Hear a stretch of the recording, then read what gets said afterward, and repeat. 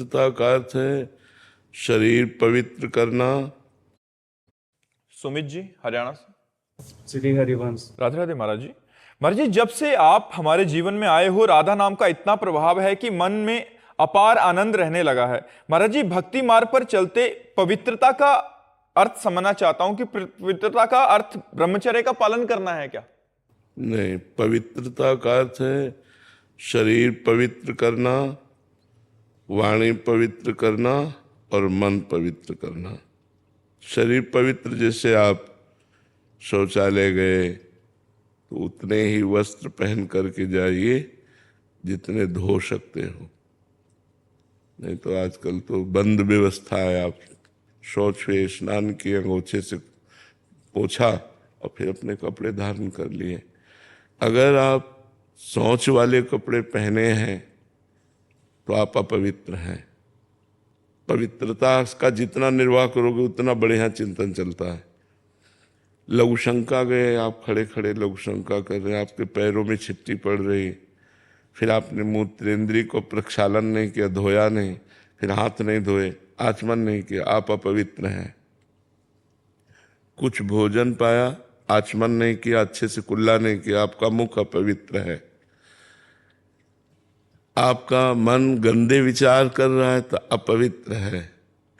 पवित्रता का निर्वाह जितना करोगे उतना ही अनुभव होता चला जाएगा।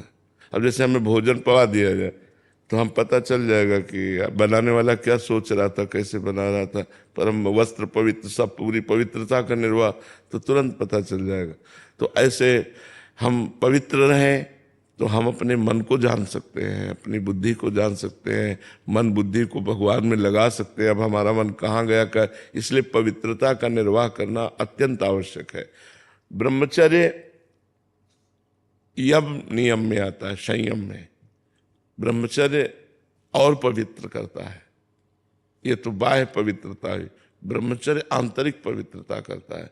यदि हम गृहस्थ में भी हैं तो जितना खींच पावें, महीने, 2 महीने, 4 महीने ब्रह्मचर्य रहे, जितना अधिक से अधिक। ब्रह्मचर्य एक अमोघ शक्ति है जो आपको हर समय उत्साहित रखेगी, स्मृतिवान रखेगी, शरीर को स्वस्थ रखेगी, मन को स्वस्थ रखेगी, नेगेटिव विचारों को रौंद देगी, पॉजिटिव विचारों को उत्पन्न कर देगी। ये ब्रह्मचर्य में बहुत लाभ है। आज ब्रह्मचर्य का कोई महत्व नहीं रख रहा है। छोटे छोटे बच्चे गंदे आचरण कर रहे हैं।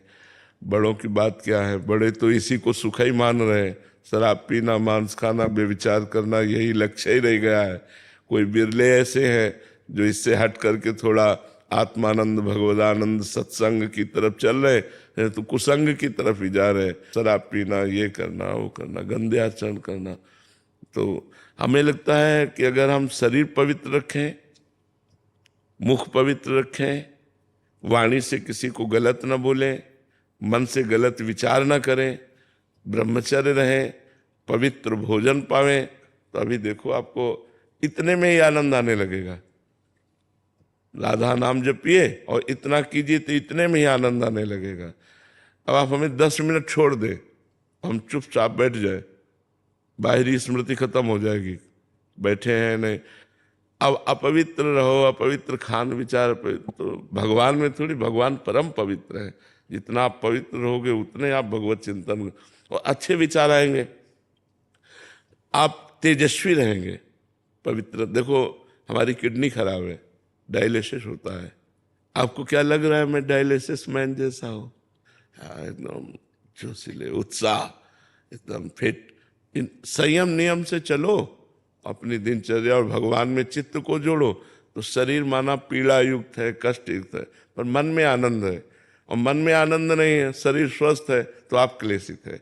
इसलिए सबको चाहिए पवित्रता का निर्वाह करना, उचित पवित्रता का निर्वाह करना। उन्होंने झगड़ा करो कि मैं क्यों छू लिया, ये सब पवित्रता का मतलब दूसरे को हे देखना नहीं है, दूसरे को हे नहीं देखना है, अपने को पवित्र रखना है, अपने विचारों को पवित्र रखना है।